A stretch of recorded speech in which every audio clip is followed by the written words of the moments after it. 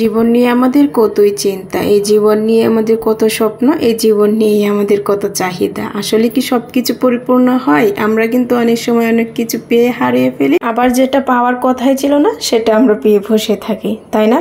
তো কি অবস্থা সকলের? আশা করছি সকলে ভালো আছেন। আলহামদুলিল্লাহ আমিও ভালো আছি। প্রতিদিনের মতো একটা ভিডিও নিয়ে চলে আসছি, আশা করছি আপনাদের ভালো লাগবে। তো সকাল সকাল হচ্ছে আব্বু মাছ নিয়ে আসছিল, আর এখানে মাছগুলো বাজার থেকে কেটে নিয়ে আসছে। জাস্ট একটু এখন ছোটো ছোটো করে কেটে তারপর হচ্ছে ফ্রিজে রাখবো, সেটা প্রসেসিং করে নিচ্ছিলাম। আর মাছটা অনেক বড় ছিল, তার মধ্যে কিন্তু অনেকটা ডিমও ছিল।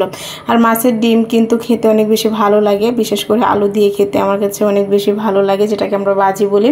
যাই হোক, এখানে কিন্তু মাছগুলো আমি সুন্দর করে কেটে নিচ্ছিলাম, আর মাছগুলো কেটে তারপর হচ্ছে সুন্দর করে প্রসেসিং করে রেখে দিতে হবে। যদিও আমি এগুলো একদমই পারি না, কারণ মানে দেখে দেখে যা শিখছি সেটাই, মানে কখনো এইসব পড়তে আমার একদমই ভালো লাগে না, কারণ এগুলো হচ্ছে আম্মু বা আন্টি করে থাকে।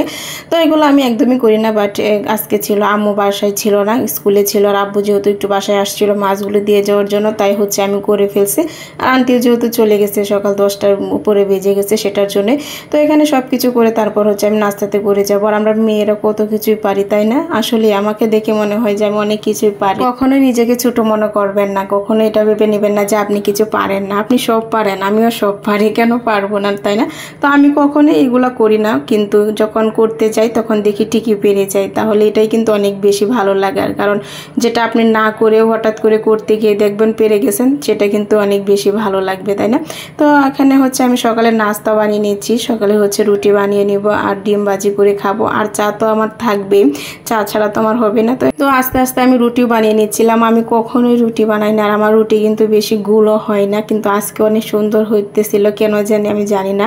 অনেক দিন পর নিছি, তারপরে অনেক সুন্দর হয়েছে। দেখেন মাশাআল্লাহ, আমার কাছে অনেক বেশি ভালো লাগছে, মানে নিজের কাছে নিজের কাজটাই অনেক বেশি ভালো লাগতেছে।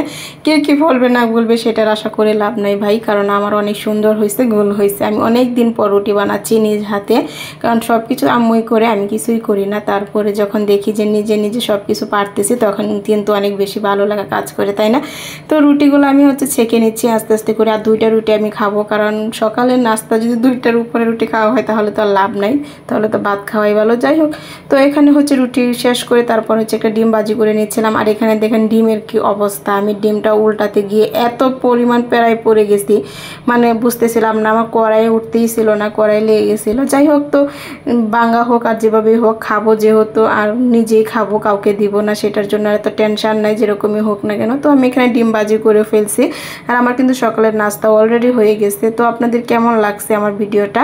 আর আমি সকাল সকাল কিন্তু অনেক দিন পর রুটি আর ডিম ভাজা খাচ্ছি। আমি অন্য কিছু দিয়েও কিন্তু সকালে নাস্তা করে ফেলি, তো আজকে ভাবলাম যে এটা করে ফেলি।